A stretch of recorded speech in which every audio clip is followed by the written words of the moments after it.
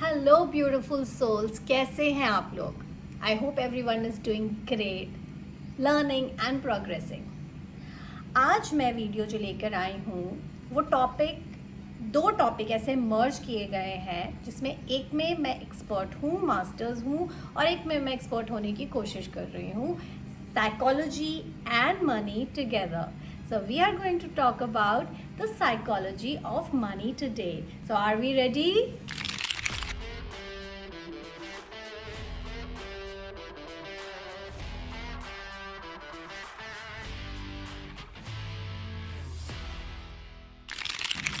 सो आज जो हम लेसन्स लेने वाले हैं it is from a very popular and a timeless book, the psychology of money. Yes, आज के जो लेसन्स हैं वो मेरे नहीं हैं, उसका पूरा क्रेडिट इस बुक को जाता है और रेफरेंस भी इस बुक का ही है, the psychology of money by an award winning author Morgan Hauser. So जो भी bibliomaniacs है, they can go and grab their own copy and read it, enjoy it, learn from it. And those who are not fond of reading, कोई बात नहीं, watch this video till the end. मैं इस book का पूरा juice, पूरा निचोड़ आपको देने वाली हूँ आज. So here are the key takeaways from this book. Let's start with lessons on sustaining wealth. पैसे कमाना एक चीज़ है, लेकिन पैसे को संभाल के रखना एक अलग चीज़ है. ट्रस्ट में हमें ऐसा लगता है कि पैसा कमाना बहुत मुश्किल है, बिल्कुल है, लेकिन उससे कहीं ज़्यादा मुश्किल है उसको संभाल के रखना in a right way. I am not talking about just saving saving saving increasing it, because हमारा अल्टीमेट गोल जो फाइनेंसेस को लेके होता है और होना चाहिए is to live a dream life, is to live a life which gives us freedom to do what we really want to do. ये इसीलिए तो हम कमा रहे होते हो ना पैसा. Because getting money is one thing and keeping it is another thing. To be able to sustain our wealth, our finances, we do not need very high IQ or smartness. What we need is the right behavior and attitude towards money. Is money controlling you or are you the one controlling your money? अगर आप अपने पैसे को इस्तेमाल करके अपने वक्त को, अपने समय को उस तरीके से नहीं यूज़ कर पा रहे जैसे आप करना चाहते हैं, then let me tell you that it's the money that is controlling you.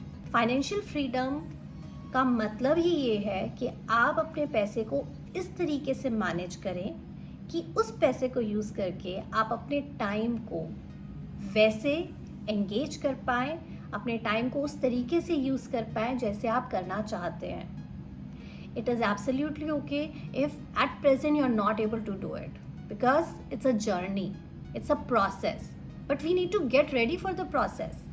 अगर कहीं पहुंचना है, गोवा जाना है, तो टिकट्स बुक करानी पड़ेंगी, बैग पैक करना पड़ेगा, फ़्लाइट लेनी पड़ेगी, ट्रेन लेनी पड़ेगी, और तभी हम वहाँ पहुँच सकते हैं. तो एटलीस्ट शुरू तो करें.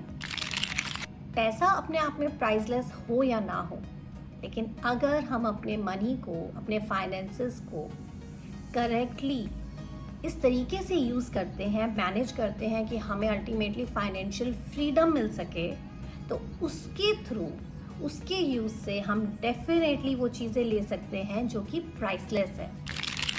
फाइनेंशियल फ्रीडम का बिल्कुल भी ये मतलब नहीं होता कि हम काम करना ही बंद कर दें. फाइनेंशियल फ्रीडम का मतलब ये होता है कि हम अपनी इच्छा से, अपने तरीके से, अपने हिसाब से काम कर पाएँ. अब इमेजिन करिए, एक एग्जांपल लेते हैं ऑफ अ स्ट्रगलिंग एक्टर. अब वो बॉम्बे में जाके रह रहा है, खर्चे तो डे 1 से बन गए हैं, काम मिले या ना मिले. वो स्ट्रगल कर रहा है, ऑडिशंस दे रहा है, और अल्टीमेटली उसको एक रोल मिला, लेकिन वो रोल वैसा नहीं निकला जैसा वो चाहता था. उसको ब्रेक वैसा नहीं मिला चाहे जैसे उसकी ड्रीम थी. बट बिकॉज उसके एक्सपेंसेस हैं, तो क्या उसको वो रोल करना पड़ेगा? बिल्कुल, और करना चाहिए भी. There is nothing wrong in it, क्योंकि पहले हमें अपनी नीड्स पूरी करनी है. लेकिन अगर वो एक्टर, वो इंसान विद टाइम काम करके 5 साल, 6 साल, 10 साल अपने फाइनेंसेस को ऐसे मैनेज कर लेता है कि उसका पैसा ही उसको पैसे कमा के दे रहा होता है, then won't he or she be able to then choose his or her roles? Here are some lessons on spending habits from this book now. इस बुक से मुझे एक लाइन याद आती है, saving is the gap between your ego and your income.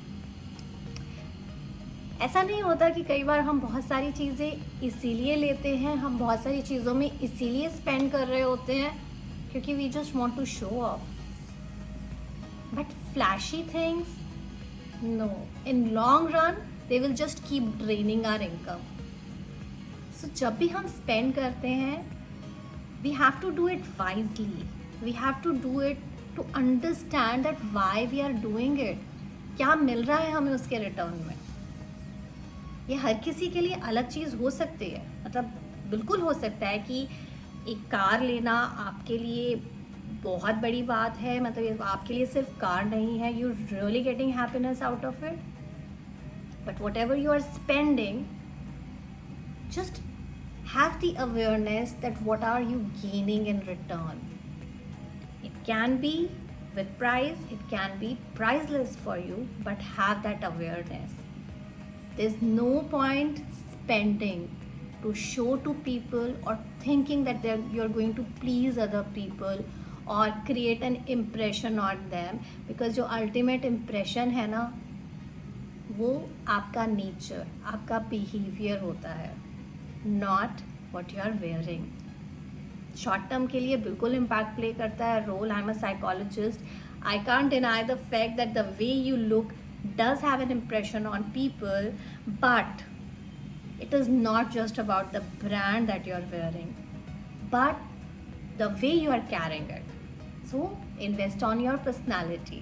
Now here are some lessons on risk management. Plan is to plan on the plan, not going according to the plan. हम plan कितना भी कर लें लेकिन फिर भी कुछ तो ऐसा होगा ना जो हमारे प्लान के बियॉन्ड होगा। अब उसको भी कैसे प्लान करना है, क्योंकि risk management is all about the risk that we have not thought about. मतलब जो चीज़ सोच ली है उसका तो प्रिपेयर कर ही लिया है ना, अब उसके बियॉन्ड जो चीज़ें होती हैं वही तो रिस्क कहलाती हैं। इसलिए whenever you are managing your finances, be it at personal और professional level, understand this that ultimately matter करता क्या है। In finance management you need to look at the entire picture. You can just not be completely optimistic. अच्छा ही होगा, अच्छा ही सोचो, बिल्कुल अच्छा सोचो, क्योंकि अच्छे सोचने से एक ऊर्जा बनती है, एनर्जी बनती है आपके पास। You will have the power to deal with things, but that doesn't mean to just ignore the parts you need to focus on if they are not the good parts. So you need to be optimistic, you need to be pessimistic also. Basically you need to have the entire picture in your vision, in your thoughts, and plan for the things, even for those things you think you can't plan. बहुत confusion नहीं हो गई है? Don't worry, सब चीज़ें धीरे धीरे clear होती रहेंगी। अभी तो मैं वही चीज़ें शेयर कर रही हूँ जो मुझे इस बुक से मिली, बट हम इसके बियॉन्ड भी जाएंगे। Sharing my experiences and sharing experiences of other people. I am planning कि मैं आपके सामने कुछ केस स्टडीज़ भी लेकर आऊँ, no not of the business tycoons but realistically the people around me, जिन्होंने स्क्रैच से शुरू करा और आज वो कैसे फंक्शन कर रहे हैं, you know the real examples around us. एक चीज़ बड़ी गलत है ना, मेहनत हम जब करते हैं ना तो उसका रिजल्ट तो धीरे धीरे आता है, प्रोग्रेस तो धीरे धीरे होती है, पर जब सेटबैक लगता है, गिरते हैं तो ढम एकदम से गिर जाते हैं। लेकिन एक चीज़ और याद रखना कि बॉल जब ठप्पा खा के नीचे गिरती है ना तो बाउंस करके उतनी ऊपर भी जाती है। There are certain quotes from this book that have really made a difference in my life, और वो मुझे बहुत बहुत बहुत ही पसंद आए थे। So I thought I will share them also with you. I will read the quotes और हम फिर थोड़ा सा उसके बारे में डिस्कस भी करेंगे। So the quote goes like this: the challenge for us is that no amount of studying or open-mindedness can genuinely recreate the power of fear and uncertainty.